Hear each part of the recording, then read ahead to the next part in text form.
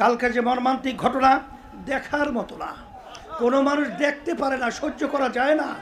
আমি একটু দেখার পরে আমি আর সহ্য করতে পারছি না। সেই হিসাবে আমি পরিষ্কারভাবে বলছি, যারা নাকি এই ধরনের আচরণগুলো করছে তাদের ব্যাপারে আমাদের সামনে আজকে দিনের মতো পরিষ্কার হয়ে গেছে। এদেরকে বাংলাদেশের মানুষ আর ক্ষমতার মসনদে দেখতে চায় না। সেই বাংলাদেশের মধ্যে ওরা চাঁদাবাজির মাধ্যমে, খুনের মাধ্যমে আজকে আমাদের দেশটাকে অশান্তির জাহান্নামের আগুন সর্বত্র ধাউ ধাউ করে জ্বালাবে, এটা বাংলাদেশের মানুষ আমরা আর দেখতে চাই না। এটার পরিবর্তন আমাদের কি করতে হবে? এর জন্যই আপনারা জানেন 5ই আগস্টের পরে এই বাংলাদেশের মধ্যে দেশ গড়া, ইসলামের পক্ষে রাষ্ট্রীয় পর্যায়ে পরিচালনার একটা সুন্দর ক্ষেত্র তৈরি হয়েছে। সেই ক্ষেত্র যদি আমরা কাজে লাগাতে না পারি, এটা আমাদের ইতিহাস, যখন ভবিষ্যৎ প্রজন্ম সন্তানগুলো আমাদেরকে তারা ছাড়বে না এবং তারা আমাদের ব্যাপারে থুক মারবে, ঘৃণা করবে, আমাদেরকে অবজ্ঞা করে গালি দেবে। এই জন্যই সাথে সাথে যারা এর প্রতিবাদে কথা বলেছে সকলকে আমরা ধন্যবাদ জানাই। কারণ এই দেশটা আমার, এই দেশের মধ্যে কেউ বৃষ্টি পড়বে দিল্লিতে, ছাতি ধরবে বাংলাদেশে, এটা আমাদের দেশের যারা জন্মগ্রহণ করেছি এটা কখনই আমরা দেখতে চাই না, হতে দেব না। এখানে বিদেশিদের এজেন্ডা বাস্তবায়ন করার জন্য যারা বিভিন্ন পর্যায়ে গুম হওয়ার পরে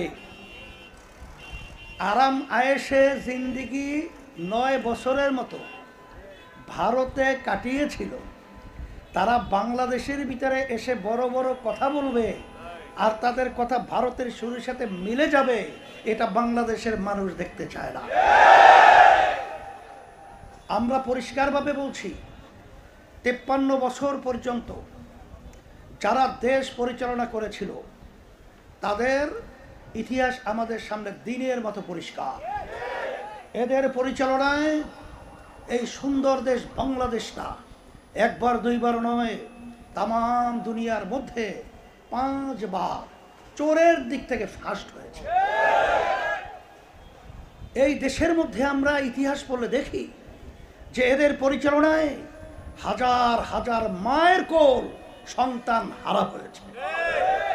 আমরা এদের পরিচালনায় দেখেছি যে মা কাঁদতেছে আর মা চিৎকার করে বলছে, আজকে কয়েকদিন পর্যন্ত আমার সন্তান আমাকে মা বলে ডাকে না। এই কথা আমাদের শুনতে হবে।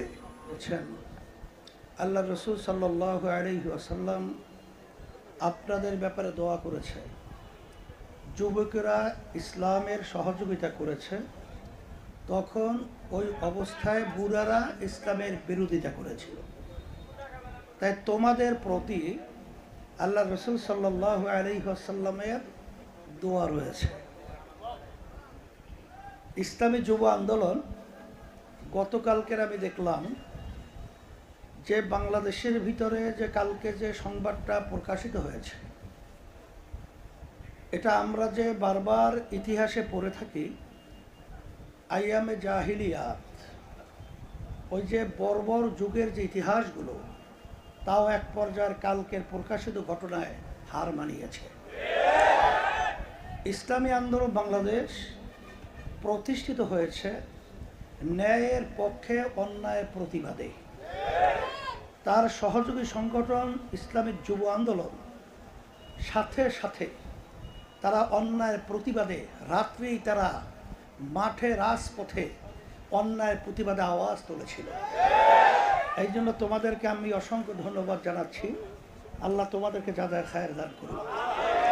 সাথে সাথে অনেক স্কুল, কলেজ, ইউনিভার্সিটির ছেলেরা যারা দেশকে ভালোবাসে, যাদের ভিতরে মানবতা রয়েছে, তারাও সেই রাত্রে তাদের শান্তির থাকার জায়গাকে বাদ দিয়ে তারাও রাজপথে অন্যায় প্রতিবাদে তারাও আওয়াজ তুলেছিল।